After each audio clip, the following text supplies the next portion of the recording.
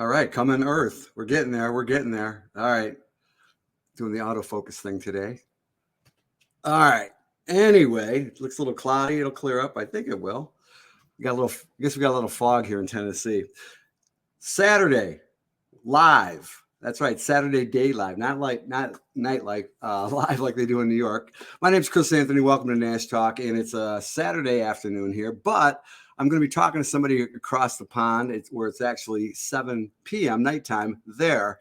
And the really cool thing is that, with Nash Talk, I think a lot of people might perceive it as just, interviews on Nash Talk with Nashvillians or people down here.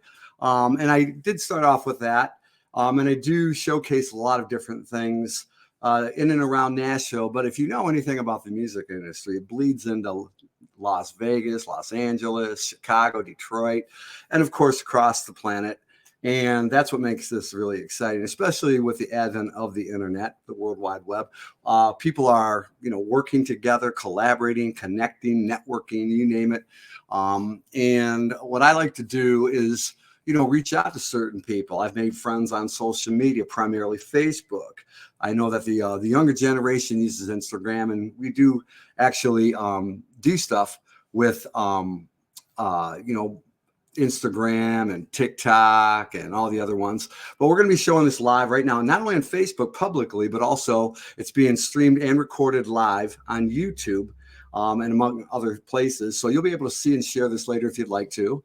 And in the meantime, I want to bring on my first guest. He's become a friend on not just Facebook, but through a mutual organization for songwriters and artists alike in the United Kingdom. And I think that's kind of how we met. And he'll correct me if I'm wrong, and I don't have a problem with that. But I'd like to bring him on right now, Mr. Ross Bell. So here he is. Hi, there he is. Yeah, you're absolutely totally right. We met through the TSA, the Songwriting Academy, on the boot camp, one of their boot camp programs. I think we were on their very last boot camp, in fact. Well, it's funny. Let me zoom in on this. There we go. So, I think that, having that said, let's just go there for a moment. The TSA, it's called the Songwriting Academy, based in the United Kingdom, but it featured not only the main individual that started and created, who was a songwriter in his own right, who's been accomplished. He's been featured in a lot of genres with a lot of hits, but his colleagues, male, female, young, old, throughout the entire planet, including, of course, the United States, with a lot of monster hits, billions of dollars worth of sales, records that charted. And it was his brainchild that basically put that together and invited people like myself to join it. And it turned into from free to a few dollars to then it became a membership. But you know what? For what it's worth, it did engage a lot of people. It put us on the spot to collaborate. It gave us their histories, past and present. I hate to overuse that term, with their experiences and how things have changed and what to look for and what to do and not to do, blah, blah, blah. And it also, at the same time, created friendships. I don't think I'd be sitting here right now if it wasn't for the TSA. It gave me a place where to really focus in on my skills and what I was going to do next with my music. I went into the TSA thinking I was just going to be a writer for other artists, and then came out of it after a lot of advice and some pushing and some real genuine faith given to me by some of the amazing mentors on there to push forward. When they would say to me, Ross, why are you keeping yourself in the background? Go forward, make your own music. Present your own vision for what you want to do, and see what happens. And that really was the instigation for me to go forward, push forward, make my own album, and release my own music. Totally. So I'm very appreciative of what they've done for me, and just that space being there, and for all the collaborations that have happened on the line as well with it. So. Now, where exactly are you located? Just so it's a small town village called Ramsgate on the coast of England, furthest sort of southeast point of England, of Great Britain. So I'm almost in France. You can see France on a clear day. So it's the Eiffel Tower. It's that. So Eiffel. Sorry, I said you could see the Eiffel Tower. Not quite, but definitely the coast of France, Calais. Yeah. I think we always think of those monuments that we identify certain landscapes across the country. So well, I know that you're not just an artist, a songwriter, singer, and all that. We're gonna go into your beginnings and work your way, because you've got quite a story to tell, background. I know you've been in the military. I know you've served time doing that, but you also served time doing something else. Yeah. And which led you into this group. It has, yeah. My path to being an artist, it possibly isn't a regular one. I'm not sure I would recommend my way into becoming an artist to anyone, but it's just the path that I took, or the universe laid out for me, I should say. So after being a younger man, after leaving university, I then sort of had that. I had a load of fun at university. It was an amazing place in Cardiff in Wales.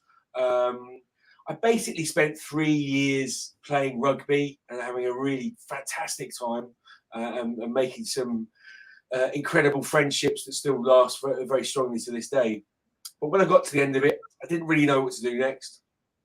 I was working in a gym, and the commanding officer of the officer training corps from university came in, started training in there. We started talking. I trained him. We became friendly, and he asked me what I was going to do next after university. I said I didn't know, and he seemed to get it in his mind that I was the right stuff. I had the right stuff to go to what's called the Royal Military Academy, Sandhurst. So that's your equivalent is West Point. So to get to the RMS Sandhurst to study there, and to once I left there, then to gain what's called at the time, it'd be different now, but at the time it was the Queen's Commission. To gain the Queen's Commission to become an officer in Her Majesty's Forces. Now, obviously, His Majesty's Forces. His Majesty's Forces. Really? Oh, that's interesting. I know it's weird to think of it now, because if I was still in, I would be holding His Majesty's Commission rather than Her Majesty's Commission. But yeah.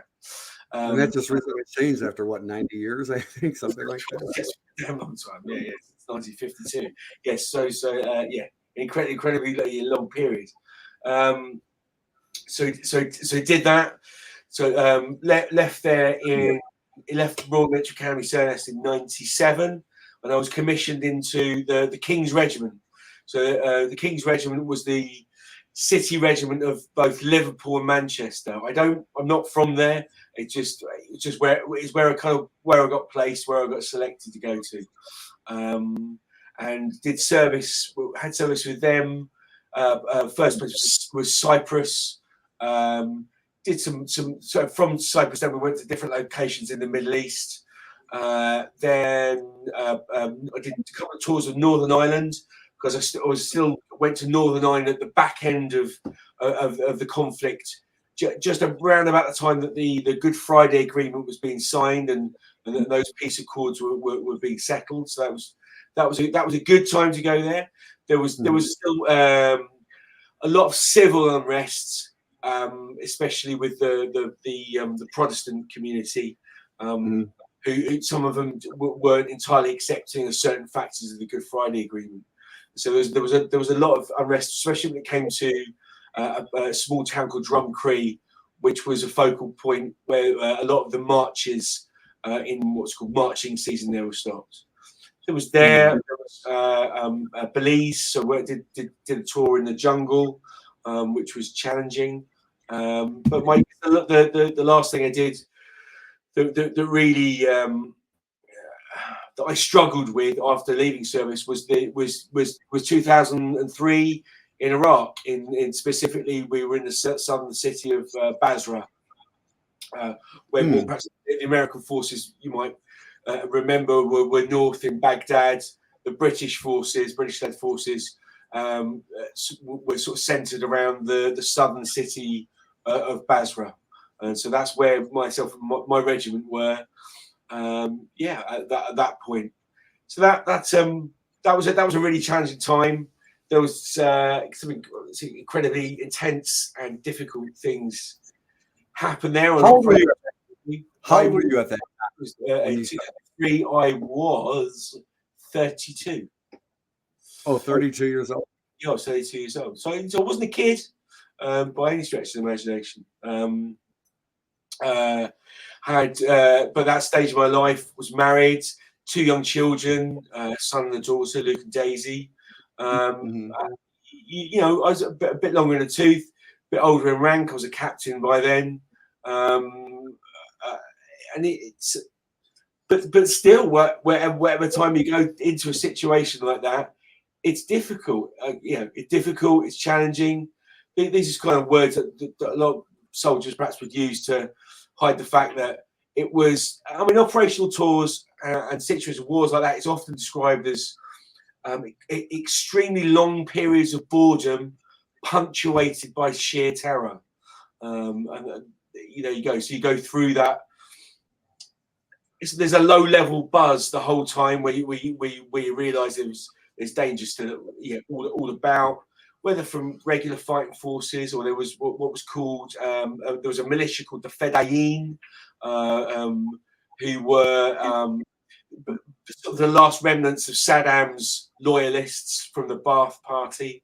Plus, there was elements of the Al Qaeda was beginning then in Iraq, and what would then come on to become Islamic State, led by, and there was sort of a lot of friction with a religious character called Muqtada al-Sadr, who also had his own militia forces as well.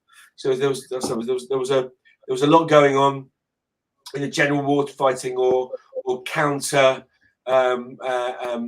insurgency operations, plus just general peacekeeping and trying to support the civilian population that were there, which were struggling for power, water, food, all those kind of things that happen just after you've had a war. The state is completely and utterly disintegrated, and there's a lot of people to try and sort out and stabilize the situation. That's pretty much all you can do in a situation like that. When you're occupying a place, and quite frankly, for many cultural and historical reasons, you hate it. Yeah, no, I understand that part. I mean, I'm sure that runs through the minds of many, countless times in most, war situations. But I guess, you basically, you touched upon something, and I know that, you kind of struggled with it. I think we call it, and I could be wrong, so, forgive me, but it's like a lot of soldiers, they didn't discover this terminology until, years later, but it was called like a PTSD here in the States. Sure. We have that term. So what I was eventually diagnosed with when I left. So that was 2003. I left in 2005. In 2007, I was with a fantastic charity called Combat Stress, who are a brilliant mental health charity in the UK, right. deal with UK veterans. So PTSD absolutely is a I think it's a worldwide term, but definitely in Western culture, it's definitely a term. I was diagnosed with something called adjustment disorder. So it has elements of PTSD in it, but there's slight differences, and it kind of manifests itself with periods of depression, with fluctuations in emotion, from depression to rage to hyper awareness. You're incredibly aware of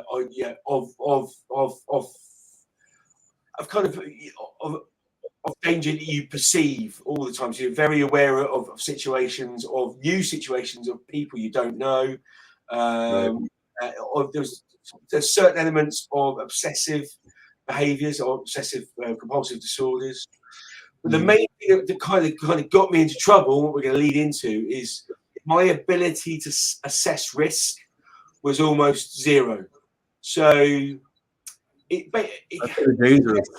if I wasn't getting shot at, and I wasn't there wasn't an IED waiting for me around the corner, my kind of mental state was like, what's the problem? You know, how bad can this thing be? Unfortunately, that led me. When I left in 2005, I joined a company that was run by my older brother William Billy, who what he didn't know was it was a firm exporting mobile phones and computer chips. And what I didn't know was it was vitiated on a massive fraud, which I didn't find out till further on down the line.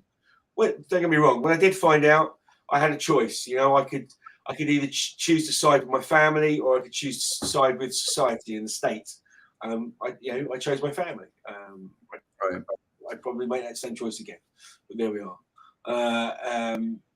Because so many of my friends and family had put, up to about £2 million into that company at the time to go and trade and do that business. But it was, like I say, unfortunately, it was totally fraudulent. It was something called a VAT. It was a fraud based on VAT, which is value added tax in Europe and the UK. You'd probably express it sales tax. It was a sales tax fraud.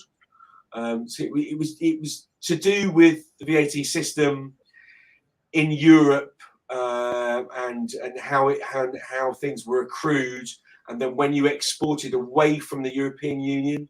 So for us, that was normally Dubai in the Middle East. You would then bring back a load of that VAT in a reclaim situation, and it was just like it was called a carousel fraud as well, because the goods just kept going round and round and round in the system, and the VAT was taken away from the government. So in total, our company reclaimed about £30 million from them. So Wow. Let's put it that way. We about $30 million we stole from the government, and they don't like that. It's their job to take money from you, not the other way around. Right. So, I might look at it. That's right. Yeah. So then there was then after that kind of folded, there was a few years where nothing happened. Just went back to sort of general Joe jobs. I wasn't particularly happy or well. Well, I was in the process of therapy, and then in 2010, got the knock at the door when they came through the door, the police and the customs officers. How long after was that from the point that you quit the job? Was there, because you seem to imply? So that's 4 years. 4 years later. 4 years later. 4 years later, they gained a load of evidence. So they didn't even see it. No idea. So they came back in, came through the door, and that was 2010. So we were all taken away, arrested, and charged. But we didn't go on trial until 3 years later. So I was on bail for 3 years. All right. Wow. So this was 7 years after. Yes. So you think it's all done in your past, but your past, your past cliche. Your past catches up with you. So we were didn't go on trial till too late 2013, and then in early 2014. Then so 6 months later, there were 6 of us on trial originally. That went down to 5 because my older brother Billy didn't go on trial, because just about before he went on trial, we found out he had a brain tumor. So he never went on trial. So in February 2014, I was convicted of an 8-year sentence. So I was given an 8-year sentence in 2014 for those crimes. I was guilty. So, that's that. And there was 4 other guys that went down as well. Wrong. 3 other guys that went down. One that was hung jury, and then my brother never went to trial. He also never went to prison because, unfortunately, in the December 2014, when I was in there on my first Christmas in jail, he died. Oh man, I'm so sorry. Yeah, thank you. Yeah, so that was that. That's gotta be super hard. That was challenging. Obviously at the time,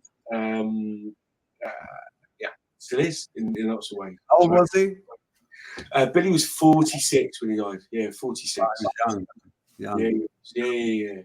He was, and he was a force of nature. He'd lived a hell of a life. You know, he'd done it exactly how he wanted to do it. I didn't really all the time I was in the army. I didn't realise he was actually building up a lot of criminal connections. He'd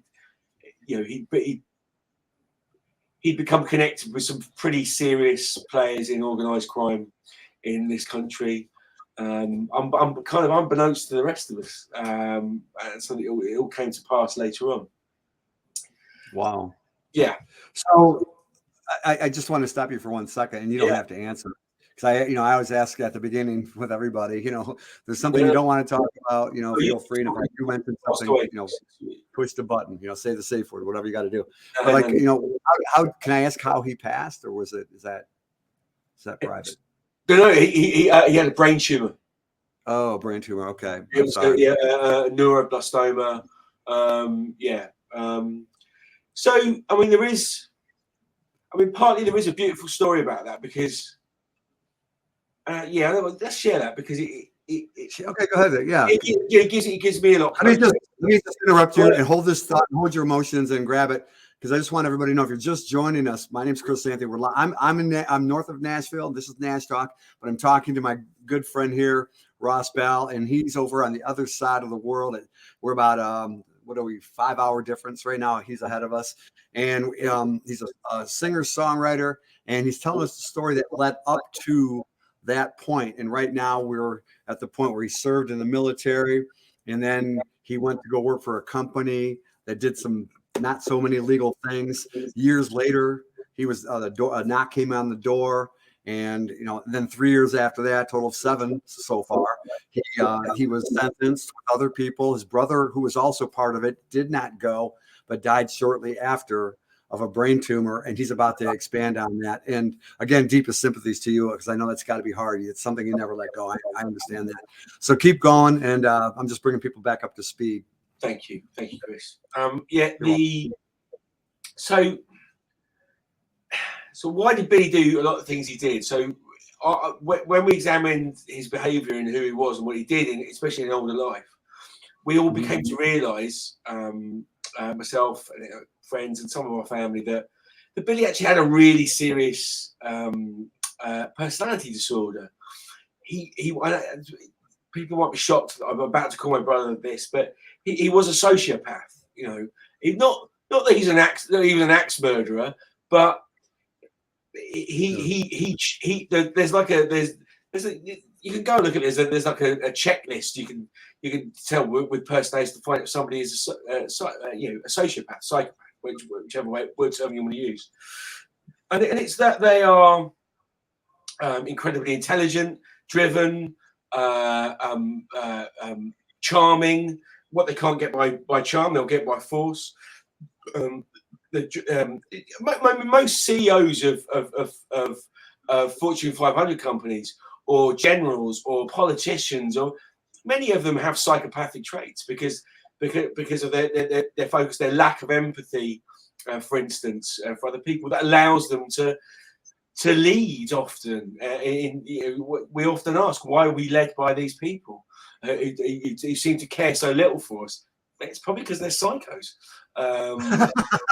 There is actual truth in that, and I've known a lot of military people my entire life. So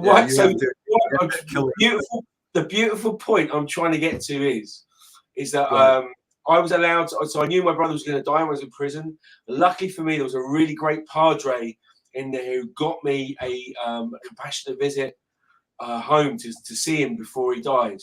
And what was particularly wonderful, even though I was in his bedroom with him in his home, and I was chained to 2 prison guards, I was still able to have a conversation with him. And what was wonderful was that the brain tumor had bypassed his psychopathic personality. And I actually got to meet the brother I always should have known, who was this wonderful, warm, caring, joyful individual. I'd never seen my brother experience joy before that. So what was entirely amazing was that the brain tumor had bypassed. I'm not expecting this part, but go ahead, keep going. Wait. So he had this psychopathic part, like, you know, like any heavy duty military person or whatever has, that doesn't really exhibit most of their life. That's not part of their persona or their traits to exhibit any kind of, you know, compassion or joy or things like that. And all of a sudden, because of his brain tumor that was terminal, you got it suppressed that part, but it allowed it went like it was like a total paradigm shift, so to speak. Exactly, totally. So I know it, and that was just the absolute beauty that I got to see my real brother before he died. I'd never met him before. It was amazing, and still leaves me with so much comfort to this day. And I'm really thankful to Father Phil. You know, you're out there, man. He got me home to see my brother before he died. So I didn't experience a lot of acts of compassion when I was in the prison system, but that was definitely one of them. So I'm very thankful and grateful for that. Good. Yeah, that's great. I'm glad you shared that. You know, I'm sorry to have pried. But, you know, sometimes, you know, I wasn't trying to look for that nugget, you know, because I don't try to bring any, you know, the one thing about Nash Talk and what I was trying to do, you know, aside from, you know, my life, was try to find true stories from people anywhere, you know, and especially creatives that were musical and or had something to do with it. And you always find these stories that it motivated somebody, you know, loss, you know, just hardships and horrific stories from people you think that are just sweet and positive and just genuinely telling their lives are, you know, rosy, and then you discover, wow, you know, there's like a real trail here. So yeah, you know, thank you for sharing that. Now, okay, you know what? I'm sorry, I didn't want to interrupt you if you were going to say something, but I guess I'm just trying to keep it, you know, on the same. You know, so you're in time, you're doing time in prison, right? So we're there. We're in. Was it maximum? Just a. It was the first one I went to was a place called HMP Wandsworth. So we call our prisons once again, like getting back to here's the sort of dichotomy of my life. So at one time I held Her Majesty's Commission, okay. But then I served time at Her Majesty's pleasure. So all our prisons are called HMPs. So Her Majesty's Prison. So wow, HMP. Here we call it. Yes. That's a whole different meaning. Never mind. Keep going. I had so much to do with the Queen. Yeah. So I held her commission, but then I served at her pleasure. So time at her pleasure, as it was called. So I was in a place called Wandsworth, which is in central London. So it was the largest at the time. It was the largest jail in Western Europe on one of the smallest footprints. So really small footprint, Victorian built, the Victorian era jail. You know, place of squalor, deprivation, violence, fear. You know, but if anyone's sort of looking at it now, I might be listening, might be going, yeah, well, that's what prison's supposed to be.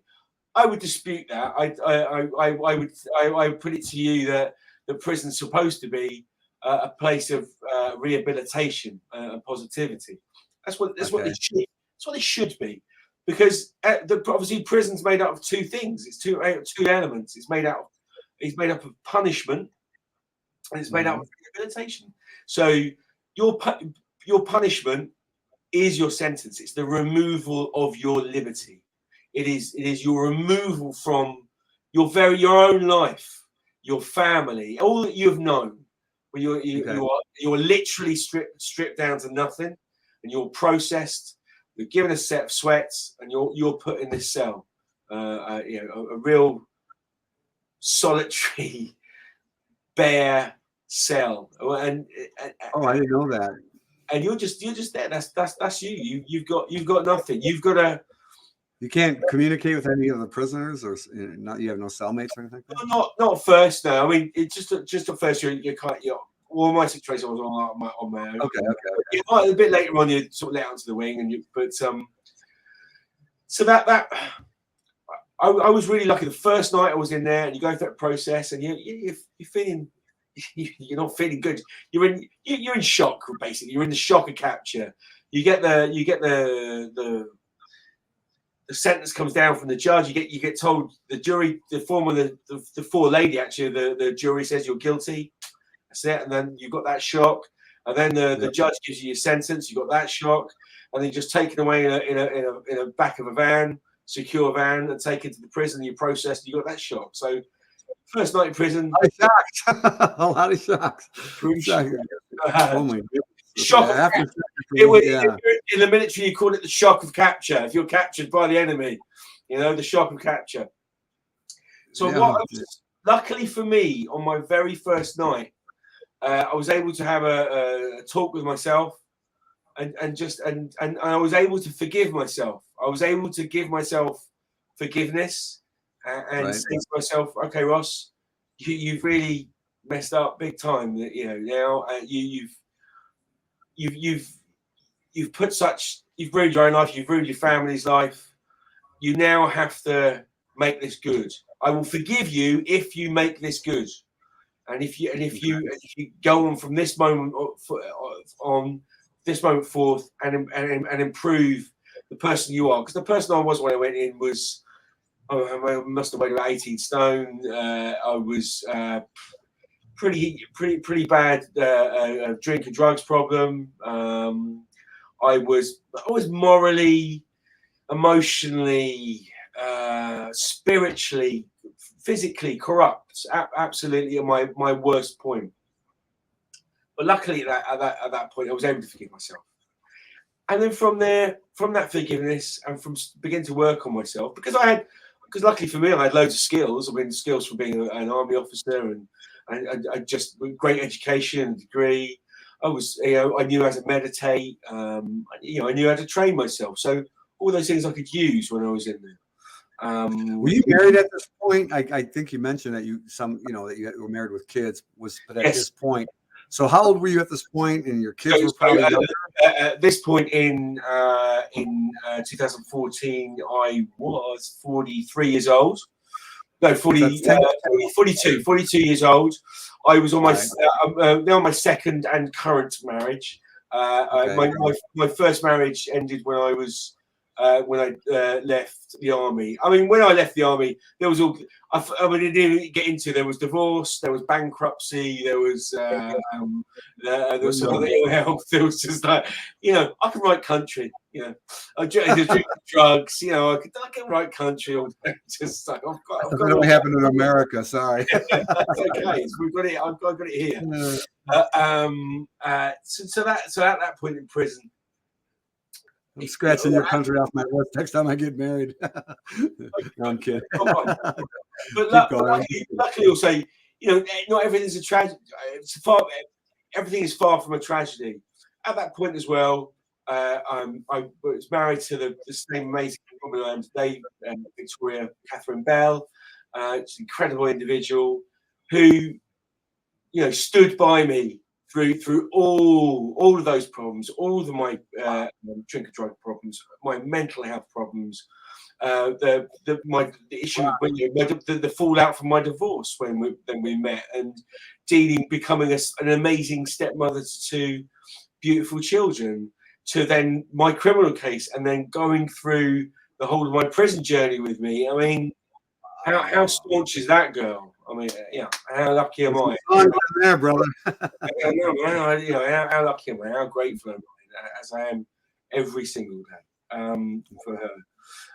So there in prison, there was so luckily for me, there was a program started. So I went in the February 2014, and the April of 2014, there was this program called the Liberty Choir that started within Wandsworth Prison. And these were two incredible women called MJ Paranzino, originally from Philly. She's a Philly girl, and her partner, a journalist called Ginny Dugarry. And these two incredible women had been trying for 10 years to start a choir with prisoners. From there, they run 4 different community choirs in and around London, Hastings and Brighton. And they took members of these community choirs, went into the prison and formed a choir with the prisoners. So we had this incredible, amazing experience of singing in a choir with these wonderful, wonderful people who just came in, gave of their time, gave their energy. They gave unconditional love to the scum of society, to the worst people. Never heard that sentence before. Perceived love to the scum of society. They came in and did that free of their own time, and they did it in the most wonderful and giving way. So for 2 hours a week, me and a bunch of other guys, fellow travellers, we had this joy of singing, which I hadn't done since I was a kid. I hadn't sung since I was a kid, really. And just did for 2 hours every week. We sang modern pop songs and soul and things like Vivaldi's Gloria and all these incredible songs. And you genuinely, the walls melted away. You were free. You were free for a couple of hours, and you were joyful. And that gift was incredible. Was incredible and amazing. And from there, I started writing. That's my muse found me. I started writing just at the time, just journaling and articles and a blog I'd used to send out to my brother, and he posted it for me on the internet. But then in the evening, I got my most treasured possession, which was a digital radio. Finally got a digital radio to have myself, and I would listen to my favourite station, still is BBC Six Music, which has got a huge breadth of genres and styles and artists on it. But in the evening, they used to have a lot of evening sessions on there with singer-songwriters, with a DJ called Mark Riley. It was his evening session, and I would hear. You would hear songwriters like, I don't know, Sufjan Stevens or Sharon Van Etten or John Grant or Johnny Cash, Chris Stapleton, people like that on these shows, and I'd be hearing, and I'd be saying to myself, you'd say to yourself, these people are just telling stories, I've got stories. That's what you do. Yes, you do. Yes, you do. I've got stories, and I just started writing from there. I'm just writing them by myself. Eventually, I got a guitar, and you sort of learn some cowboy chords, and you try and go along, and just started writing. And find out how much I enjoyed it. And at another prison, there was a charity called Finding Rhythms, who would come in. And they would record a whole album with prisoners from scratch, live over 6 weeks, 1 day a week for 6 weeks. They'd bring in loads of field recording equipment with an engineer and different session musicians, and they would get us together and just say, right, we're just going to write an album from scratch. Let's go. And you would then find out this joy of collaboration with other people. You go, oh wow, these things don't just have to live in my head. I can collaborate with other people. Oh, and that guy's got those skills, and he can engineer, and he can play the guitar better than me, and he can play the piano, and that guy can spit bars, and you'd all end up working together, going, wow, this whole collaboration thing, this is amazing. And this is how it happens. And obviously later when you work out, oh, that's how it really happens. You collaborate. There are very few geniuses in this world who can do it all by themselves. There's very few Stevie Wonders or Prince. Prince on his first album played 27 different instruments on the album and engineered it and produced it. Just insane. I think it was only his last couple of albums, the Third Eye Girl ones, that he allowed somebody else to produce him. That was right at the end. I mean, but with this, there are very few generational talents like Prince, and I certainly ain't one of them. It looked easy, didn't they? It was, sorry. I said he made it look easy, didn't he? Didn't he just? Like, I can do this. I can do that. Yeah. So when you, yeah. oh, go ahead. I wanted to ask you, like, so you're in this thing and you're listening, you're going through these really unique things, because I've never heard of these kind of, I'm friends with a very well-known sheriff in the United States who's doing things with Jelly Roll, and he's trying to rehabilitate. These are new programs that just came out like early this year. He goes in a lot, doesn't he, Jelly Roll? He does. He goes in. Does concerts. Yeah, it's kind of like a Johnny Cash thing, like Folsom Prison kind of thing, and because he had a life not similar to yours. I don't think he's any military, and but he went to jail for for a lot of bad things. But I know that they're trying to rehabilitate, and I never really heard of musical programs. Not saying they don't exist, but the way you've described the Liberty Choir and then this new thing, which seems to be the evolution for how you got to where you are. But keep going with your story. Well, no, definitely. So for the first time in my life, in middle age, I've got to stop. I've been stopped. I've been put in a cell. All the noise that was around my life and all the chaos, it's all gone. There's no other noise going on. Okay, there's a bit of noise outside the rest of the wing and the prison, but really you just right. You got to think you've got that. I had that time to think, well, who the hell do I want to be? And then your muse finds you and you think, well, actually, I really like this. I want this, and then it progresses. So I get out the joint. And it's great, all that, and I still get in the back of my mind, I really enjoy doing the music. But you go back to your life, you go back to go back to my wife, the kids, pick up, getting my life back, go back to my business again, start to build that up, and you're working away. But it was something that kept itching at me, really, really. It wouldn't let me go. It just wouldn't let me go. That I wasn't doing it. I wasn't making music.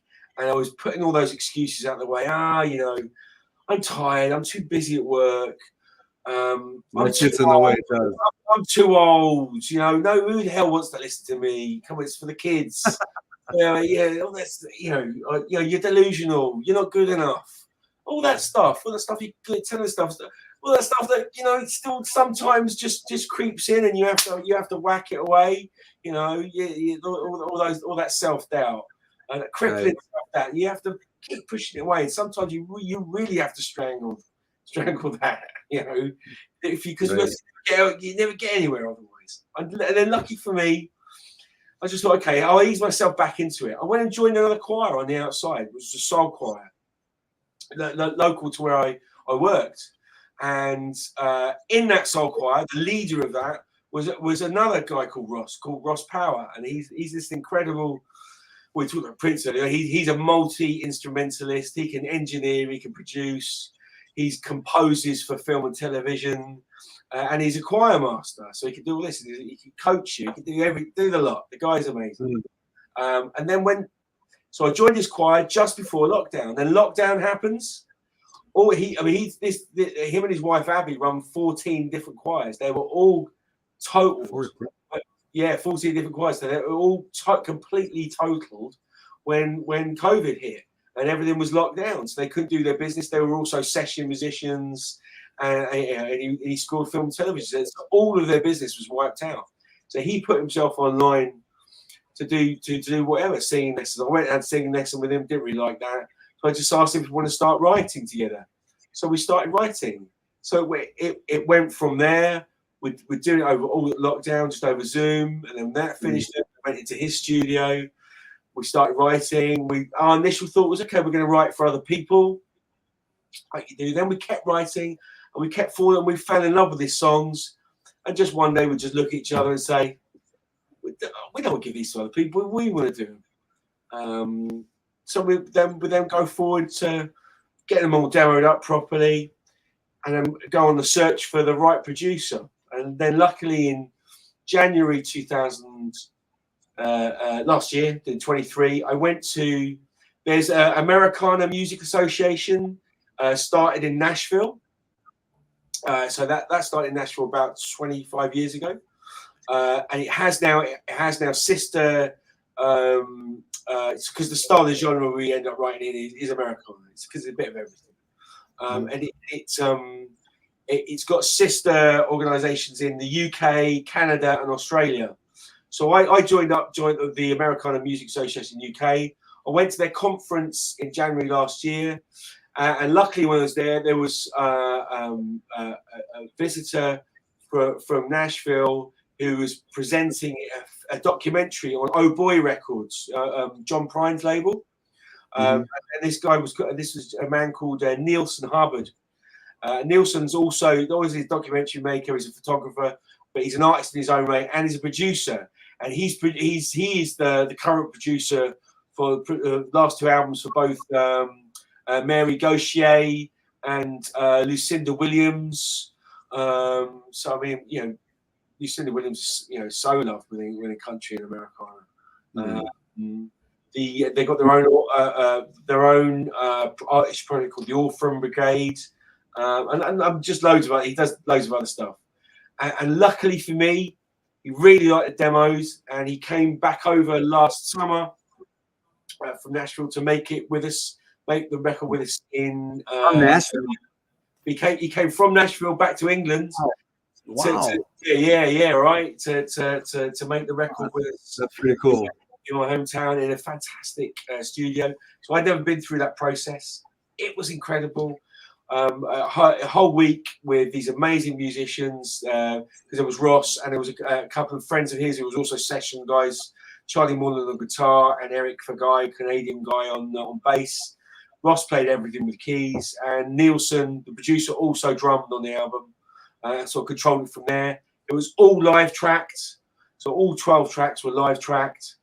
Wow. In fact, the title track, "Beautifully Wasted," was performed one take, one mic in the round, which was a hell of an experience. That blew my mind. It must be a nice mic. Pick up all that. That's pretty cool. Yeah, it's kind of great studio. Yeah, no, it sounds like it. So let me ask you a couple of like really quick speed round questions, and then you can, elaborate. Okay, did you have any ideas that, when you were incarcerated, when you're in prison, when you had, like, did you have any ideas that you like write any ideas for a song or anything, or did it not hit you until after you were out? Oh, no. I wrote loads and loads of songs in prison. Yeah. Did you keep them, or were you allowed to keep, a manuscript or anything like that? Definitely. I kept them all. And when I didn't have pen and paper, I got very good. Lyric and melody has always come together for me. Sure. Yeah. I get it. Yeah. So some people it's different, but for me, it's lyric and melody always at the same time, or very often at the same time. So even you can't record anything down. So you just have to get really good at singing the song back to yourself again and again and again and again. You kind of have an idea what that song's about and the kind of the rhythm and the tempo and the mood of the song. Because I write too, so I understand it.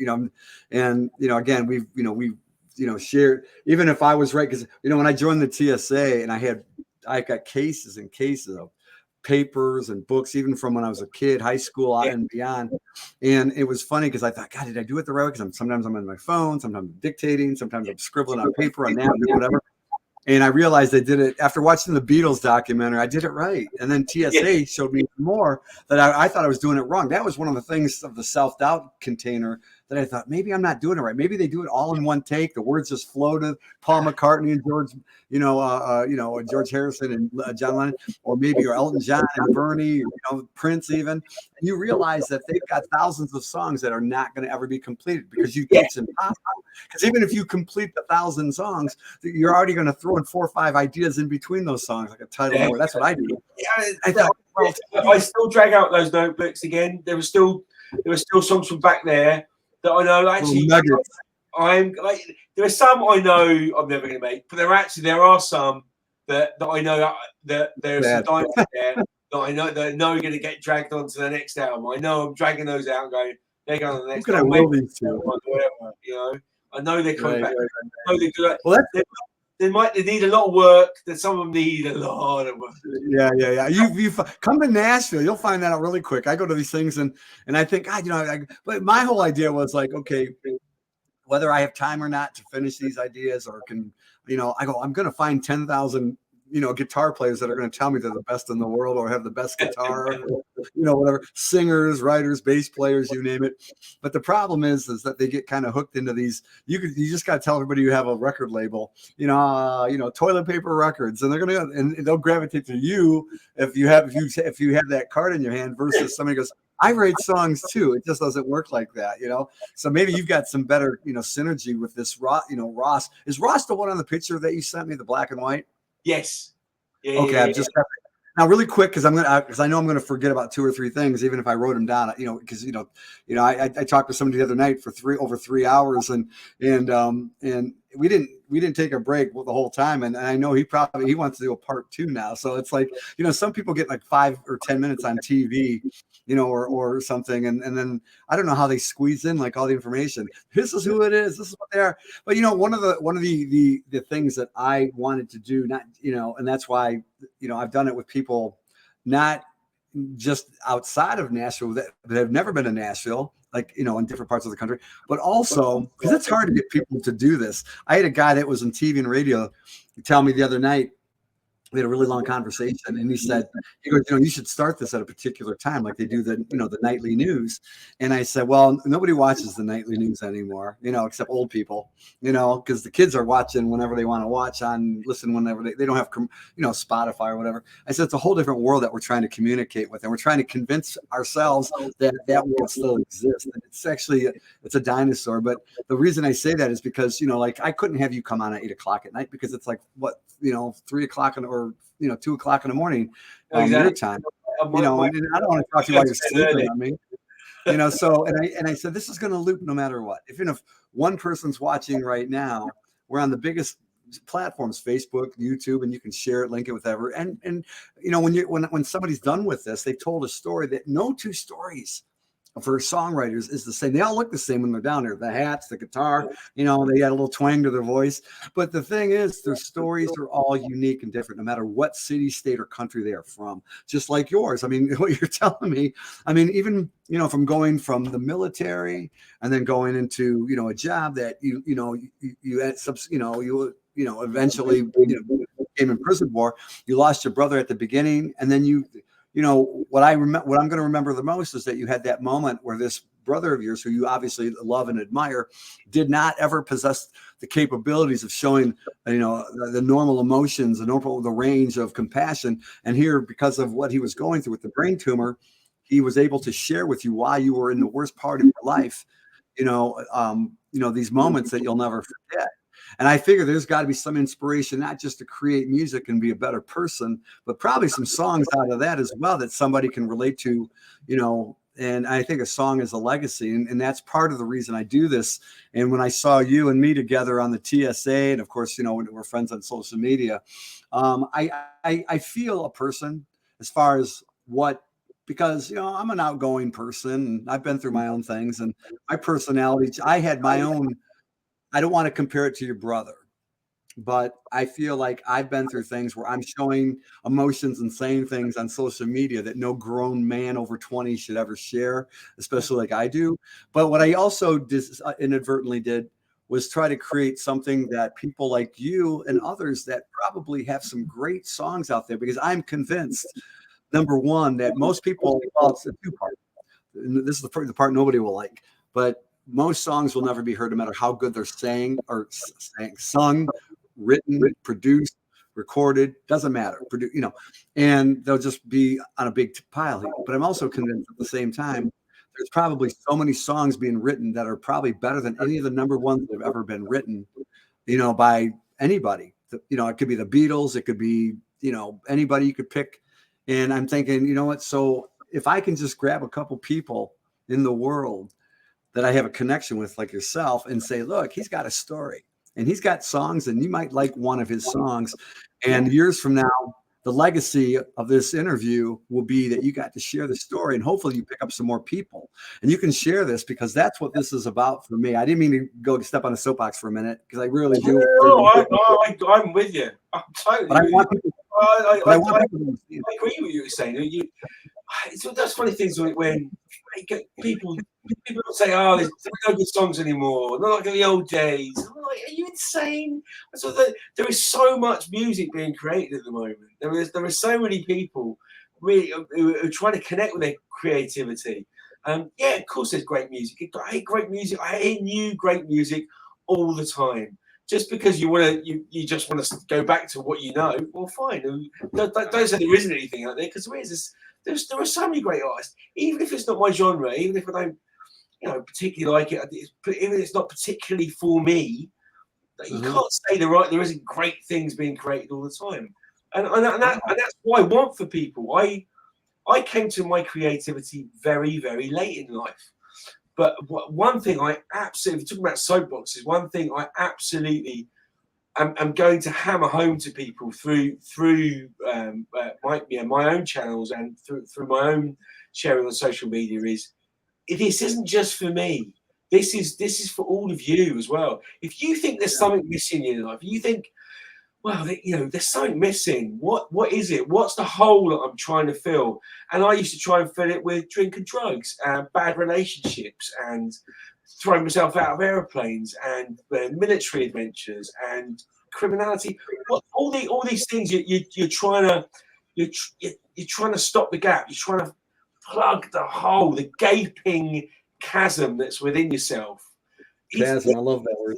It's the fact that you're not creating is my belief. It's the fact that you are not, and that could be anything. I'm not going to tell anybody what they can do, or B, how they can do it, because I'm not a guru.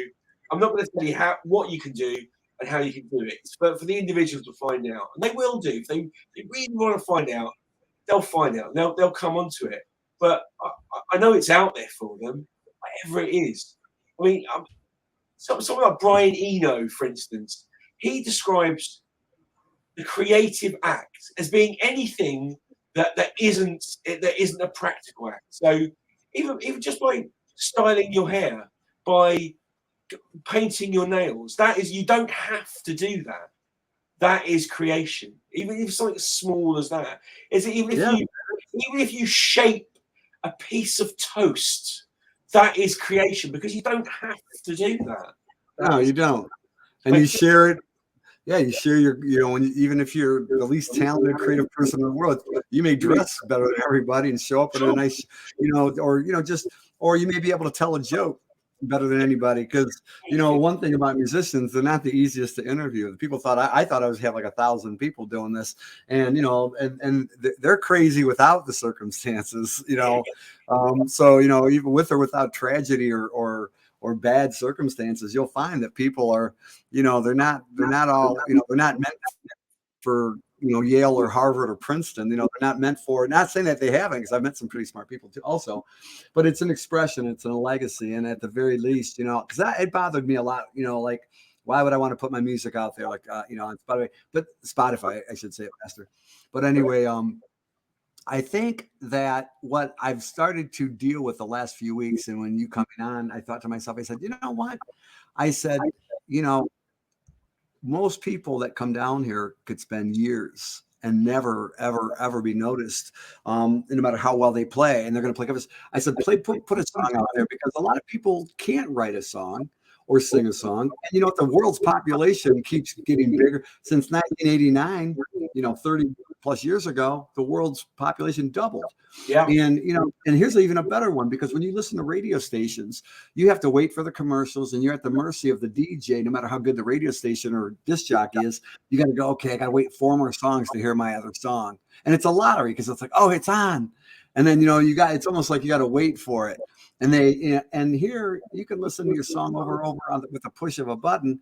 But it also, because I don't think any artist with any album out there, pick any of them, Dark Side of the Moon if you want, most people don't know more than 1 or 2 songs on that album, in the test of time. However, I'm sure that every one of those people that wrote the words or the melodies or anything, they didn't write those songs to disappear or vanish. They probably found those songs just as I think every song that's ever written on any album is just as significant. Not saying you're going to put a couple fluff tunes out there because you have to, but I truly believe that most people have written songs and thought, God, because there's been a lot of ridiculous songs that became hits that made that group for a song that was by accident. Ask the Chainsmokers. You know what I mean? They, ask them about Selfie. So, and they're just a DJ group that's very successful. But the thing is that the artistry and the idea and the humanism, I love to connect the story behind a songwriter like yourself, because you have this really unique history past, and somebody may not always like it or agree with it. Sure. But it's like you went through things that nobody else had to go through. Or there might be some people that have, and they're like, wow, if he can do it, I can do it with whatever I do. I want that. I'd love for people to go, hang on, that guy's doing it. Do you know what? I can do it. I can express myself. I genuinely, I want that for people. I want that for people badly. What's your favorite genre of music? What I'm sorry. What motivates? Because I want to talk about you for a minute, like to let the audience know that, so you can say this out loud, from the heart, like what inspired you? What's your favorite? Like, what's your genre of music?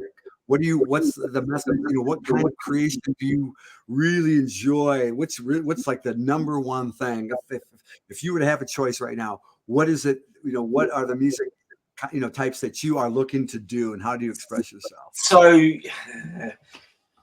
I kind of picked a cop out of a genre to be in, which is Americana, which is kind of everything. You've got, because you've got everything, but you have got everything. You've got country, you've got roots, you've got blues, you've got soul, you've got a bit of rock, you've got a bit of folk, bluegrass, and you can get everything. And we've kind of got a lot of those genres, on the album. Mm-hmm. And sometimes even within songs, you're hearing influences from a couple of genres within them. And I'm not saying the genres are that genre is unimportant, but what I am saying is, for me, what I'm going for, what I'm setting in the when I start writing as a point in the future. A sort of lodestone that I want to get to is the emotion. So I'm setting the emotion before I'm doing anything else. I'm like, what is the emotion I'm trying to instill in the song, and then get that same emotional reaction from the listener. So I want that for myself. So I want to feel that. So I give that energy to the song. And I want the listeners to be able to connect with that emotion as well. So once you've got that set, then you can come with your concepts, your ideas, your structure, even what genre or type it's going to, or the BPM, or then come in with the lyrical ideas and the melodic ideas. Then it all kind of for me, it all kind of draws towards that emotional core that you go to, that lodestone you set in the future. It's out there in the matrix, and you're everything you're doing is working towards that. So I want people to get that. I want to get that emotional connection with that song, and I want everyone else to get that emotional connection with it. But in terms of genre, they're all. I mean, I'm not a future of death metal or hip hop. You're not. Oh, we gotta go. Or hip hop, probably, but pretty much everything else. Wow. Well, hey, real quick before I ask you a couple more musical questions, what does Roscoe P. stand for? Okay. So we're of a certain age, Chris. So I'm sure you remember when you were a kid. The 20 years ago? No, I'm kidding. The Dukes of Hazzard. Decades ago. So, do you remember the Dukes of Hazzard? What's that? The TV show, The Dukes of Hazzard. Oh yeah. Of course, yeah. Right. There were Daisy Duke and Boss Hog, and Yeah. oh, by the way, if you're out there, you can make comments, and I just wanted to let people know why, because we're live. Because you guys can make if you guys have any comments or questions, you can ask Ross or myself, and later on also we get notified if somebody later, a week from now, a month from now, if they make a comment, you're going to be alerted. So you can always go back. And if you want to be a friend or a fan, say that 3 times. You can also do that. So don't forget to reach out to Ross Bell. But anyway, Dukes of Hazzards. Go back to Dukes of Hazzards. So when I was a kid in school, I kind of used to get teased, but because my name is Ross, and the sheriff in the show was called Sheriff Roscoe P. Coltrane. Roscoe P. Coltrane. It's just a riff on that. The thing I used to get, you couldn't get any more southern than that. Exactly. So even though I am a man of the South, it just happens that South is the South of England. But South of England. Well, hey, listen, I come from the south of Detroit, and there's no such thing as south of Detroit. It's southwest Detroit. You're in the Detroit River swimming to Canada if you're in South Detroit. But it works well in the song, I guess. Yeah, so it's kind of taken from there, and Ross. In fact, you know what, the sheriff of the Dukes of Hazzard was actually the hero of that story. I mean, he was there trying to keep the peace between everyone. The Dukes were running about with moonshine, probably fueling alcoholism in Hazzard County, in a big V8, terrible for the environment. And they had it did have a Confederate flag on the top. I don't think they could get away with that these days.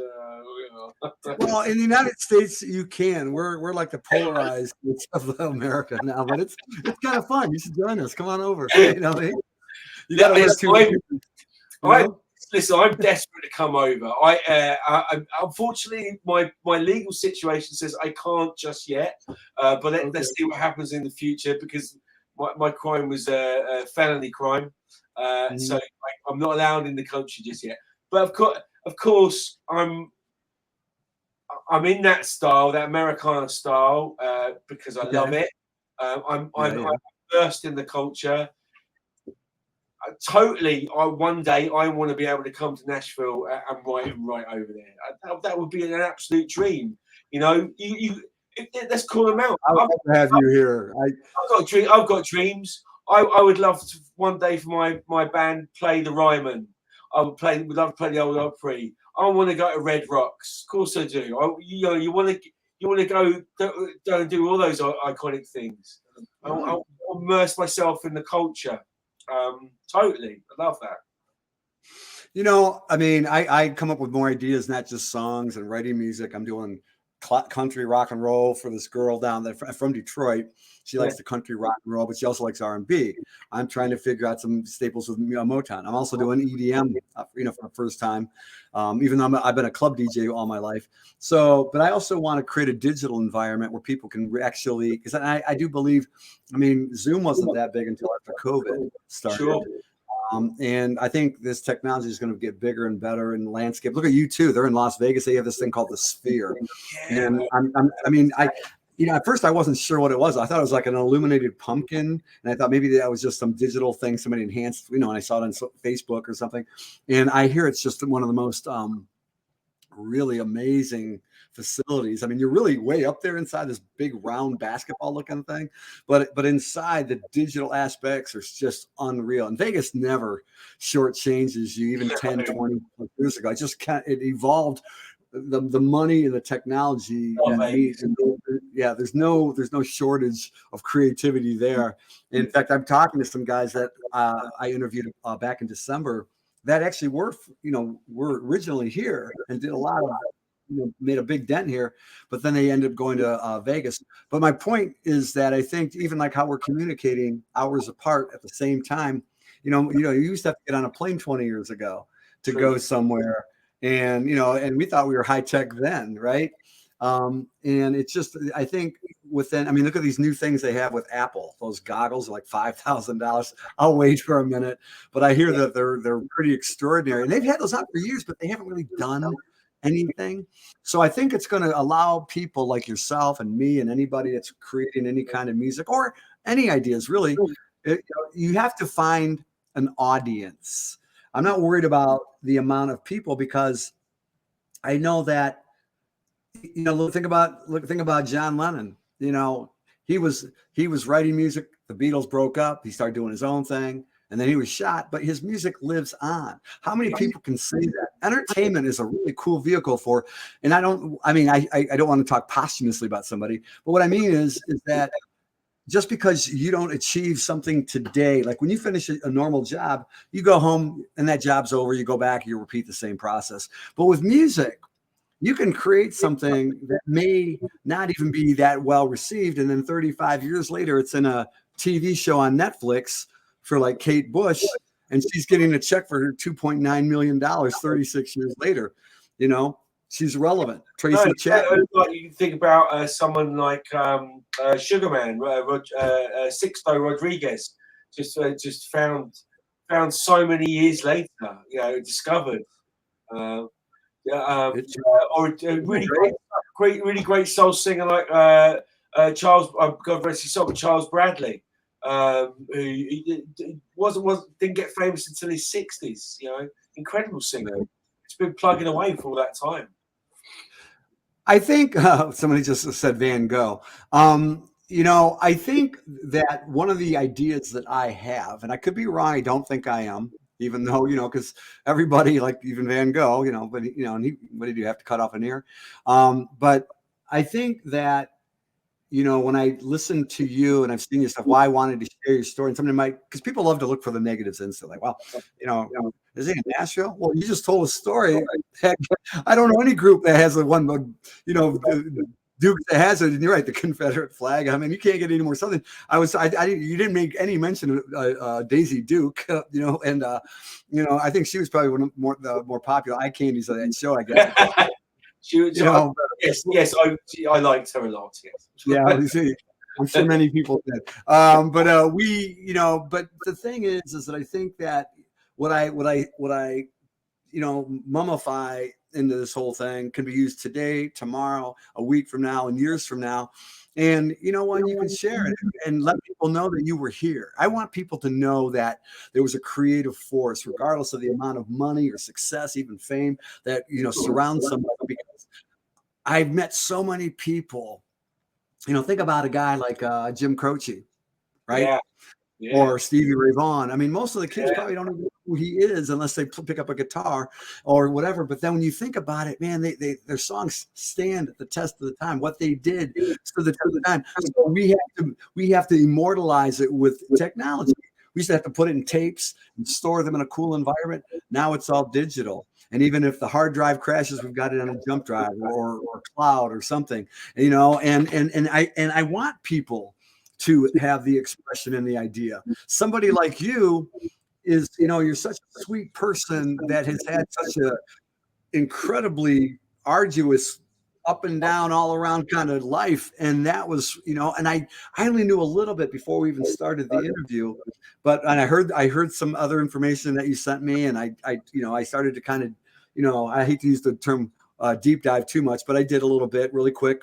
And I just love the fact that, that's why I want the audience to know, like, your genre, what inspired you, what we're going to get to what you play, what instruments, and I know your vocals. And I'm going to play one song before we close out. Because and I want you to be able to say whatever you want to say, before we end the show. But before I do that, because I want to remember this part. Is there any way is there anything that you want the audience to know, like how to get a hold of you? Directly, indirectly, like, through your social media streams? Do you want to put in Instagram, we're at Roscoe Pico. The website being built at the moment called should be up and running the next couple of weeks, called roscoepico.com. Roscoepico.com. Here, let me put that RS. So IG is at Roscoe Pico.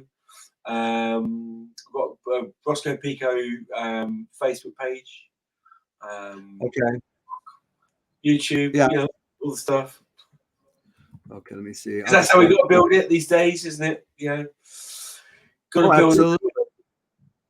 I don't know if it'll be 2 words when it pops up, but I'm just going to put it up here right now, and then Um, let's see if you can see it.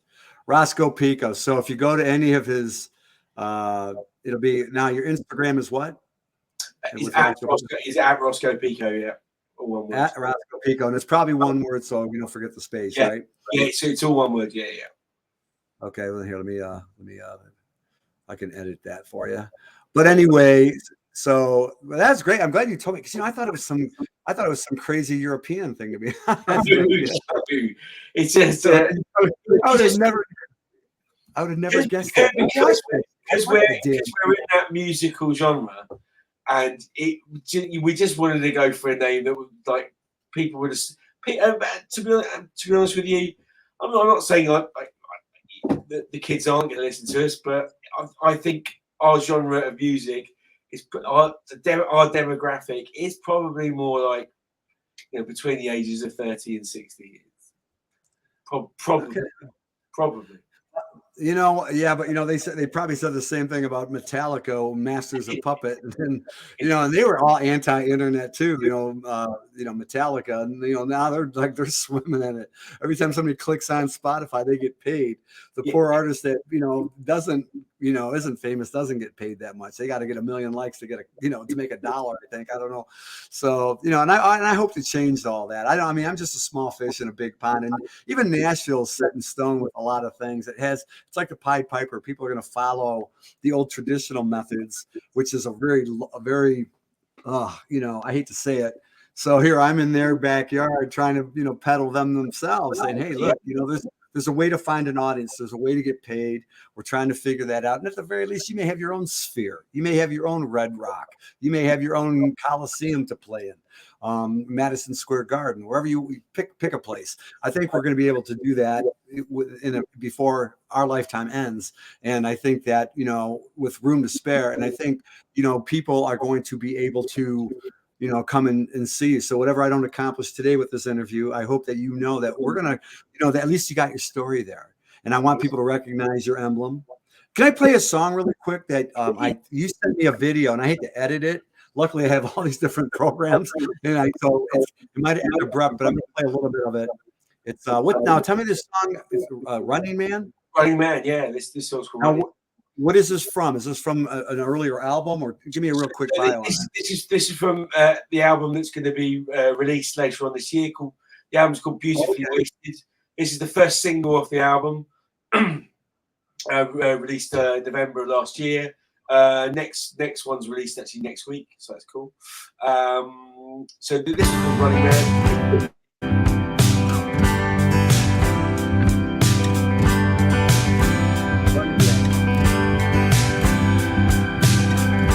You knew what I would do that day. You knew that I would run away, 'cause a fragile state of mind, my heart, the aching kind, don't need a kick.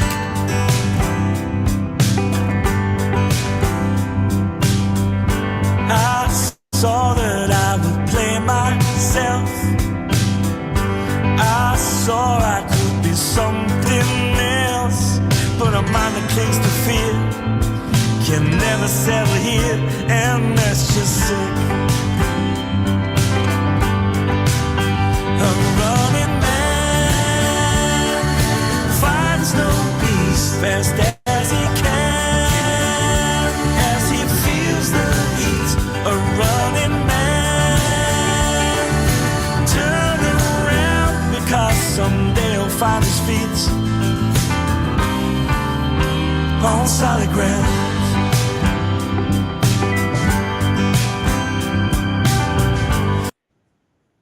Wow, that was great. I don't want to give the whole song away, because you can probably where can we find that?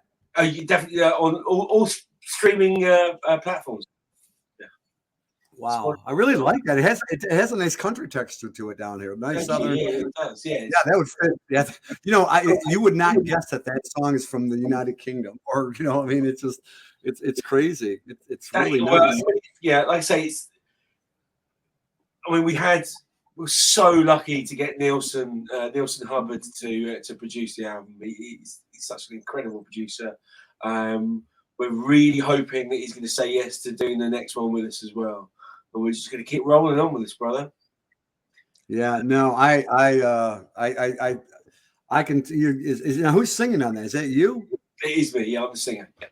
Wow, really? Okay. I'm almost fearful to ask the question because I go, no, it wasn't me. Because that happened when I pitched a couple songs down in Nashville.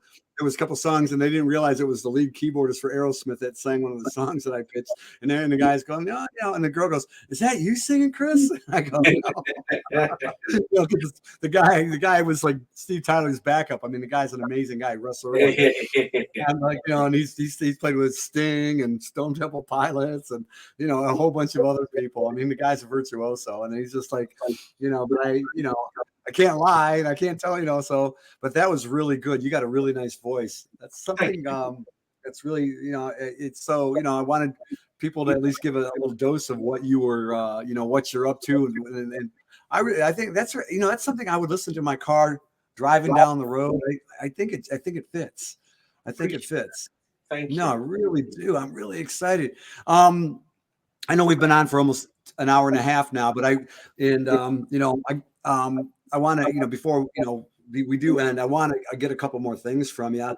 So, okay, we got a way to reach you. We got, and if you do have any questions later on and you want to reach, because it's going to automatically tag me, I will definitely forward you your information. And if anybody happens to, be a label or producer, somebody in the industry, feel free to reach out to my friend. So everything's going good in your life now. You guys have any? What's your future? So good. It's like I'm deep in the hustle of bringing the record out, but I'm really happy for that. I like the hustle. I really like connecting with people, just connecting with so many different people in the industry, and now continually connecting with people who are listening to it, becoming fans of the music. That's been incredibly positive.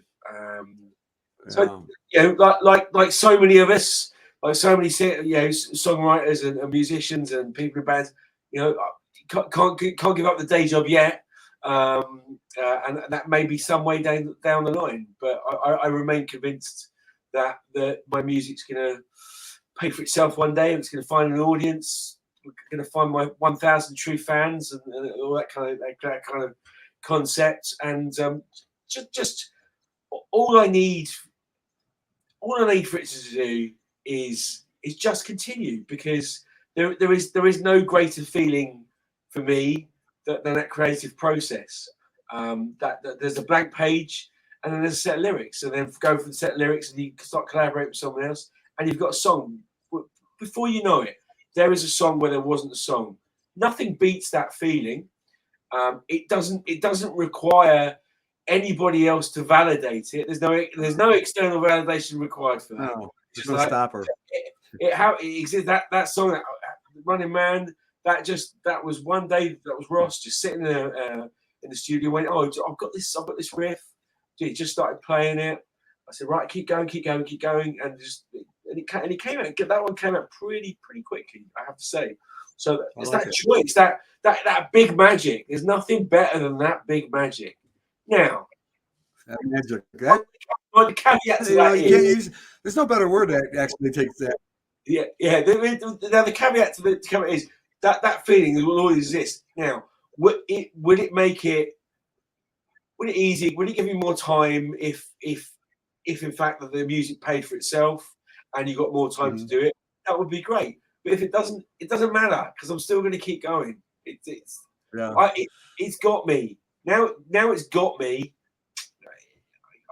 I can't leave it alone. So you just keep. Won't let go.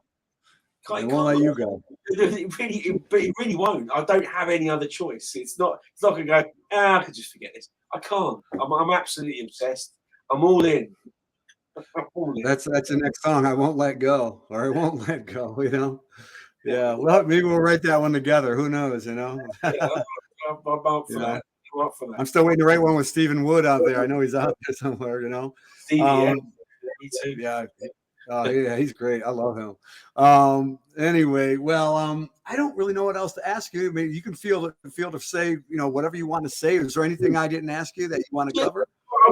Chris, I really appreciate your time today and give me this platform and give me a chance to tell my story.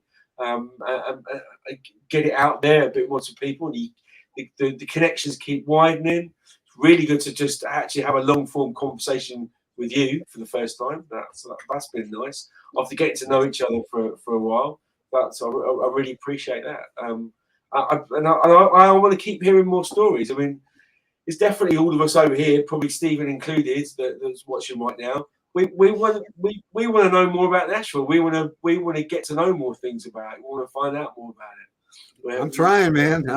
This is my tour duty right now. Yeah, we're in. Yeah, we're in. We're engaged. Engaged. Yeah, I like that. Yeah, and feel free, as your evolution takes process, I believe that, you're going to make some great strides. You can always come back another time, and you can also promote on this thing, because if we're going to, I ask people every single day, it could be, even if it's on the other side of the world, like, what else can we do to add to this? What else can we do to add? Because I've done this on like a $0 budget. I actually have a lot of hardware and equipment, and, I just haven't pulled the trigger yet, because I want to see, how it goes with everything. But I feel good about everything that we've done so far, because at the very least, you have something now, like an old movie that you were in, and you can say, look, there's me, a year from now, 5 years from now, and look back and say, you know what? Because, I'm trying to share, not just with Nashville, but the world, and your story and everyone else's story, because I honestly, genuinely, because of what you went through and I went through, and if it wasn't for what I went through the last 10 years, and then losing my son 4 years ago, and then coming down here, and that, I don't want people to, I know you don't want pity or sympathy. I don't want pity or sympathy, but it's the trigger that inspired us to, like, go, you know what? Either lay down and die, because you said you were drinking and all those things like that. You admitted to that, which is fine, because I was drinking every day. I lived 5 seconds from a liquor store that was open during the, COVID. Oops, I'm sorry, I just bumped the camera. But anyway, and I could have kept doing that. And one day I just said, because they were kind of unlocking us, I got in my truck and I went down to Nashville. And that was an 8-hour drive, and people were not supporting me. Not, they weren't being negative; they just weren't being like, "Yeah, go, you should do it." It was, and I met a lot of great people, and I had a friend with me, and then I went back a couple months later, and then I came back. Have I set the world on fire? I haven't made a dime yet, but and I'm doing it because it's part of it can be difficult for people. It can be difficult for people, because they've got a picture of you, and their picture of you was probably, oh, well, that's Chris, or Chris is a DJ, and Chris is a firefighter, and Chris is a fireman, and Chris does this. So as you start changing that picture, they're like, oh, hang on a minute, that's not the picture I've got. Right. I don't get it. Or what's happening now? Things are changing, and I'm getting that in my life now.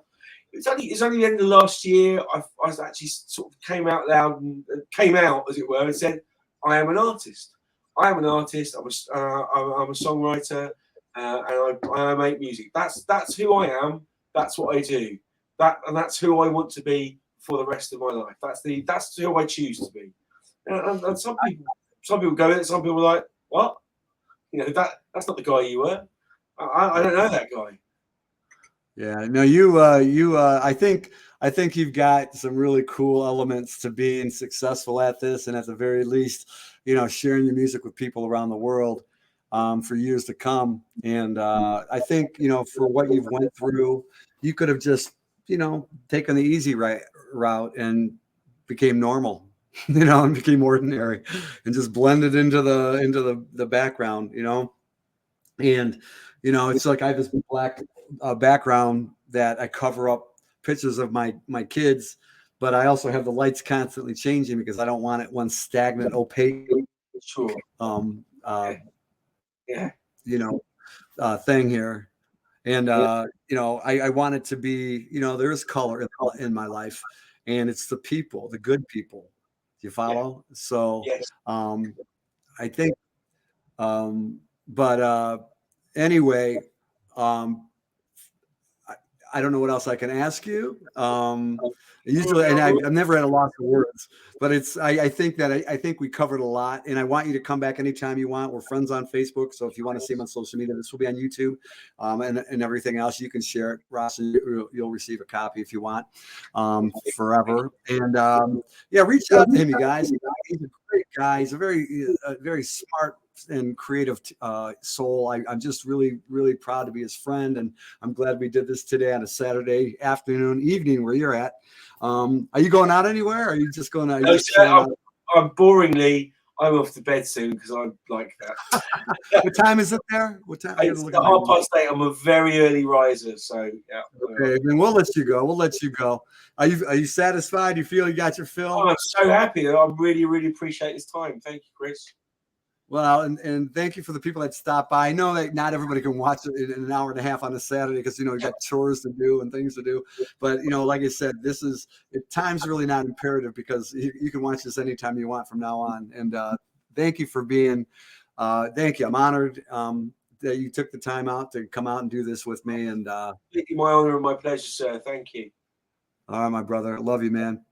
So anyway, that's Ross Bell, ladies and gentlemen. I'm gonna let him go. Get some sleep, brother. And just hang on. I'll come and talk to you right after the show. I'm right back. Anyway, that's my buddy right there. That's Ross Bell, and I hope you guys enjoyed it. And I didn't want to have I wanted him to just feel comfortable expressing himself. I didn't take any notes. I knew a little bit about his background. But I wanted him to express it in his own way.